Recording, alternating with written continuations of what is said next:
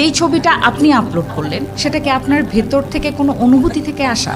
কিন্তু আমি বলবো বন্ধুরা, অ্যাস্থেটিক না, অ্যালগরিদমে ঢোকার চেষ্টা সবাই করছে, তাই আমিও করছি। সোশ্যাল মিডিয়া ট্রেন্ড ফলো করছি।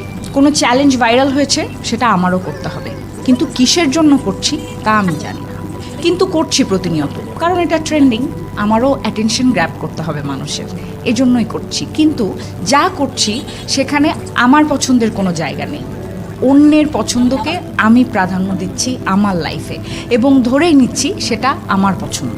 এবং এতে করে কি হচ্ছে, আপনার টেস্ট, আপনার নিজস্বতা আপনি হারাচ্ছেন। সেম জিনিস আমরা রাজনীতিতেও দেখি।